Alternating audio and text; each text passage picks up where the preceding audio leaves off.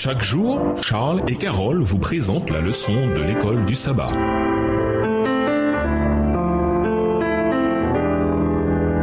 Bienvenue à votre émission. Dieu nous parle. Nous sommes de mercredi, Isaac et Rebecca. Alors qu'Abraham était vieux et qu'il pensait aux promesses que Dieu lui avait faites sur sa postérité, voir Genèse 15, verset 5, il confia une mission solennelle à son plus vieux et plus fidèle serviteur. Lisons Genèse 24, versets 1 à 4. Pourquoi était-ce si important pour Abraham que son fils n'épouse pas une femme d'entre les filles des Cananéens? Genèse 24, verset 3. Genèse 24, versets 1 à 4. Abraham était vieux, avancé en âge, et l'Éternel avait béni Abraham en toutes choses. Abraham dit à son serviteur le plus ancien de sa maison, en intendant de tous ses biens, « Mais je te prie ta main sous ma cuisse, et je te ferai jurer par l'Éternel, le Dieu du ciel et le Dieu de la terre, de ne pas prendre pour mon fils une femme parmi les filles des Cananéens, au milieu desquels j'habite, mais d'aller dans mon pays et dans ma patrie prendre une femme pour mon fils Isaac. » Cette restriction peut sembler exclusive. Pourtant, la préoccupation d'Abraham n'était pas d'ordre ethnique, mais spirituel,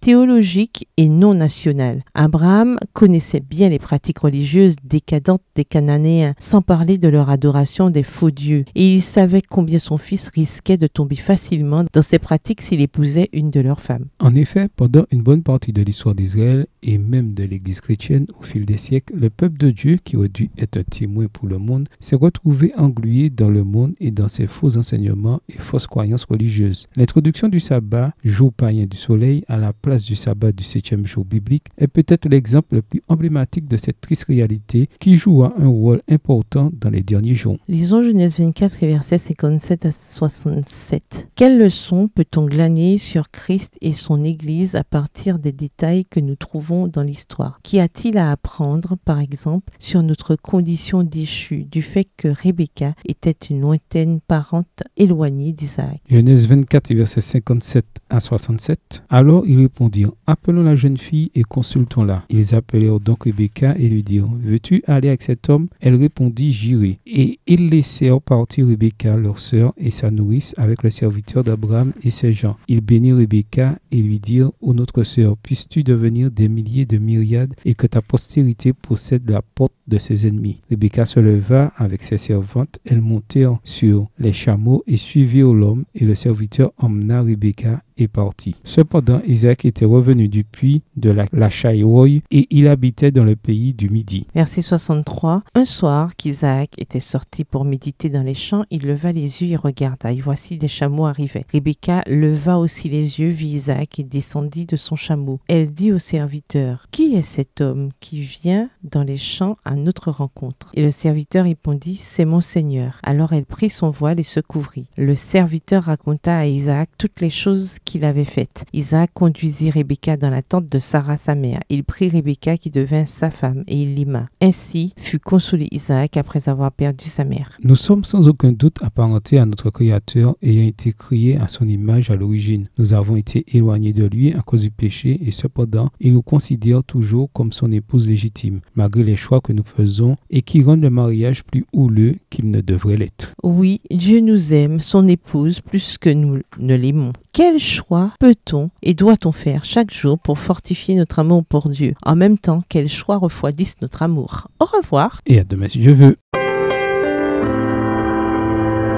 Dieu nous parle.